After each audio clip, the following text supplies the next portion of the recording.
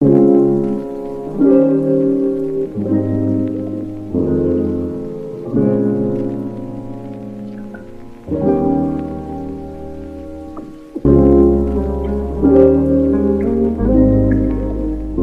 everyone, my name is Skinner Myers. I'm a clinical assistant professor of production here at SFTV at LMU. I've been here for 5 years. I made the film The Sleeping Negro. I was the writer, director, producer, and lead actor in the film. The Sleeping Negro, that's the title. It's a movie about a young black man who basically over a course of one day deals with these different racial incidents, one with an old black friend of his, one with a white fiance, and then one with himself. He has like this dream sequence with a doppelganger that comes and antagonizes him. And also too, he has a really dirty boss who is forcing him to do something illegal that he doesn't want to do. And so he's trying to figure out how to, find his humanity in all of this rage and anger that he has existing as a black man in America. And that's pretty much what the film is about. And we approached it, I call it a narrative experimental film, part essay, part chamber drama. I tried to use the visuals to show the frustrations and anger and how I see myself in this world, which is opposite of what is deemed normal, right? So that's pretty much the film. And we submitted to Slamdance. Slamdance is a festival by filmmakers for filmmakers. It was started 25 years ago as an antagonistic festival to Sundance, because Sundance, when it first started back in the day, it was an indie festival. Then it kind of became very commercialized. And so Slamdance has grown, and it's actually become a big indie fest. And so they don't do backdoor deals. It's all blind submissions. I think they had over 8,000 submissions this year, and we got selected as one of 9 features for competition.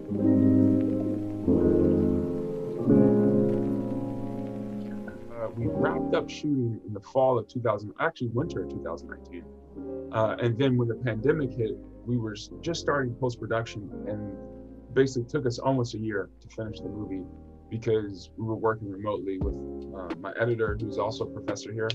But usually in the past, when I've worked on films, we go to the editing suite or the sound mixing booth, and we can work on it on campus. But once the campus locked down, it was all remote, and it took a long time. Once the school was locked down, it just took a long time to upload sections of the film, and then I would download it, and I would watch it, then I would take notes, and then I would have to email those notes. And that's not the best way to communicate, because some things would fall through the cracks. So you just had to rinse and repeat that process. And it got really slow because you're relying on Wi-Fi at your place. And that was a little bit of a struggle. So it was a mix. I had some grad and undergrad students. I also had some students who had already graduated from the program years prior. Jennifer Chan was my production designer, and she had graduated, I believe, 2 years ago from the undergrad film program. And I had some grad students who graduated last year, but they were in their last semester, who worked on, one was a gaffer, one was an art director. I had a screenwriting grad student come and help out. So it was a mix. I had some professional crew, friends I went to film school with who work in the industry. It was a small crew. I mean, overall, I would say we had about 8 people total.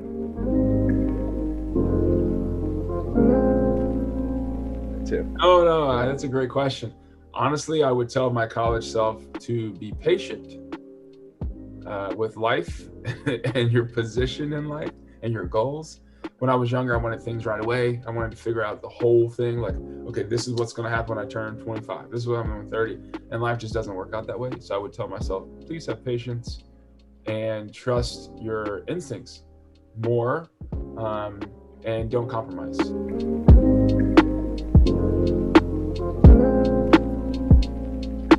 Man, so the biggest takeaway from 2020 for me was it's important to slow down in life. I have 2 kids, and they do schooling at home, online, and I live on campus. I live in Delray South in the freshman building. And I realized up until 2020, my life was busy, sometimes just kind of like busy for the sake of being busy. And I realized that I had to slow down, not only for my health, but for the relationships with my children, with my wife.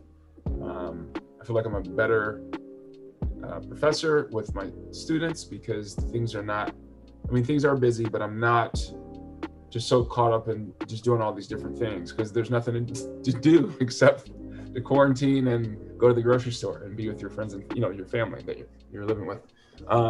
So the biggest thing was I had to slow down, and that allowed me to appreciate where I'm at in life a lot more.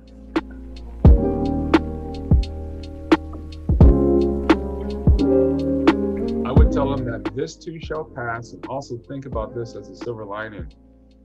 There hasn't been a lot of films that have been able to be completed.